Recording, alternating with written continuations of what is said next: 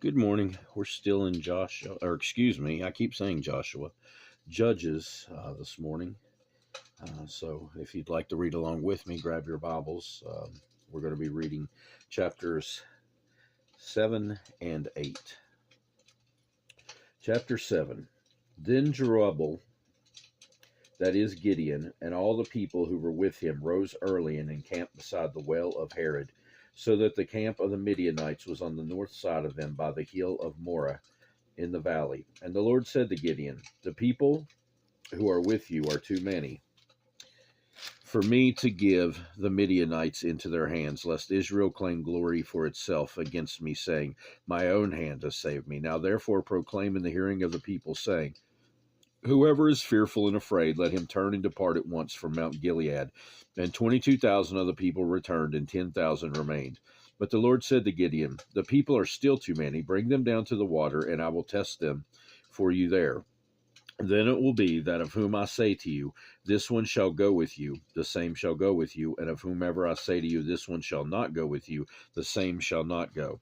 So he brought the people down to the water, and the Lord said to Gideon, everyone who laps from the water with his tongue as a dog laps, you shall set apart by himself. Likewise, everyone who gets down on his knees to drink.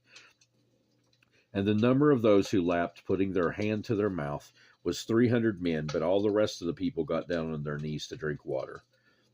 Then the Lord said to Gideon, by the 300 men who lapped I will save you, and deliver the Midianites into your hand. Let all the other people go, every man to his place. So the people took provisions and their trumpets in their hands, and he sent away all the rest of Israel, and every man to his tent, and retained those 300 men. Now the camp of Midian was below him in the valley. It happened at the same night that the Lord said to him, arise, go down against the camp, for I have delivered it into your hand. But if you are afraid to go down to the camp with Purah your servant. And you shall hear what they say, and afterward your hand shall be strengthened to go down against the camp. Then he went down with Purah his servant to the outpost of the armed men who were in the camp. Now the Midianites and the Amalekites, all the people of the east, were living in the valley, as numerous as locusts, and their camels were without number, as the sand by the seashore in multitude. And when Gideon had come, there was a man telling a dream to his companion. He said, I have had a dream. To my surprise, a loaf of barley bread tumbled into the camp of Midian. It came to a tent and struck it, so that it fell and overturned, and the tent collapsed. Then his companion answered and said, this is nothing else but the sword of Gideon, the son of Joash, a man of Israel. Into his hand God has delivered Midian and the whole camp. And so it was, when Gideon heard the telling of the dream and its interpretation, that he worshipped. He returned to the camp of Israel and said, arise, for the Lord has delivered the camp of Midian into your hand. Then he divided the 300 men into 3 companies, and he put a trumpet into every man's hand, with empty pitchers and torches inside the pitchers. And he said to them, look at me and do likewise. Watch. And when I come to the edge of the camp, you shall do as I do. When I blow the trumpet, I and all who are with me, then you also blow the trumpets on every side of the whole camp, and say, the sword of the Lord and of Gideon. So Gideon and the 100 men who were with him came to the outpost of the camp at the beginning of the middle of watch, just as they had post the watch. And they blew the trumpets and broke the pitchers that were in their hands. Then the 3 companies blew the trumpets and broke the pitchers. They held the torches in their left hands and the trumpets in their right hands for blowing. Then they cried, the sword of the Lord and of Gideon. And every man stood in his place all around the camp, and the whole army ran and cried out and fled. When the 300 blew the trumpets, the Lord set every man's sword against his companion throughout the whole camp, and the army fled to Beth Acacia toward Zerara, as far as the border of Abel Maholah by Tabbath. And the men of Israel gathered together by Naphtali, Asher, and all Manasseh, and pursued the Midianites. Then Gideon sent messengers throughout all the mountains of Ephraim, saying, come down against the Midianites and seize from them the watering places as far as Beth-barah and the Jordan. Then all the men of Ephraim gathered together and seized the watering places as far as Beth-barah and the Jordan. And they captured 2 princes of the Midianites, Oreb and Zeb. They killed Oreb at the rock of Oreb, and Zeb they killed at the winepress of Zeb. They pursued Midian and brought the heads of Oreb and Zeb to Gideon on the other side of the Jordan. Chapter 8. Now the men of Ephraim said to him, Why have you done this to us by not calling us when you went to fight with the Midianites? And they reprimanded him sharply. So he said to them, What have I done now in comparison with you? Is not the gleaning of the grapes of Ephraim better than the vintage of Abiezer? God has delivered into your hands the princes of Midian, Oreb and Zeb, and what was I able to do in comparison with you? Then their anger toward him subsided when he said that. When Gideon came to the Jordan, he and the 300 men who were with him crossed over, exhausted but still in pursuit. Then he said to the men of Succoth, Please give loaves of bread to the people who follow me, for they are exhausted, and I am pursuing Zebah and Zalmunna, kings of Midian. And the leaders of Succoth said, Are the hands of Zebah and Zalmunna now in your hand, that we should give bread to your army?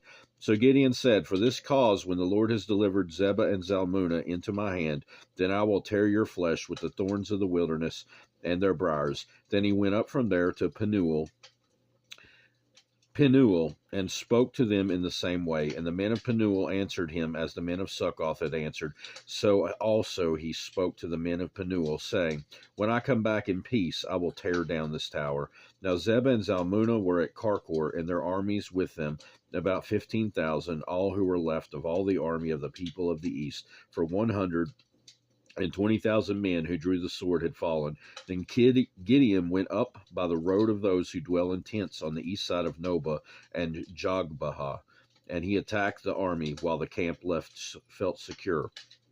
When Zebah and Zalmunna fled, he pursued them, and he took the 2 kings of Midian, Zebah and Zalmunna, and routed the whole army. Then Gideon the son of Joash returned from battle from the ascent of Heres. And he caught a young man in the men of Succoth and interrogated him, and he wrote down for him the leaders of Succoth and its elders, 27 men. Then he came to the men of Succoth and said, Here are Zebah and Zalmunna, about whom you ridiculed me, saying, Are the hands of Zebah and Zalmunna now in your hands, that we should give bread to your weary men? Then he took the elders of the city and thorns of the wilderness and briars, and with them he taught the men of Succoth. Then he tore down the tower of Penuel and killed the men of the city. And he said to Zebah and Zalmunna, What kind of men were they whom you killed at Tabor? So they answered, Are you as you are, so were they. Each one resembled the son of a king. Then he said, They were my brothers, the sons of my mother, and as the Lord lives, if you had let them live, I would not kill you. And he said to Jether, firstborn, Rise, kill him.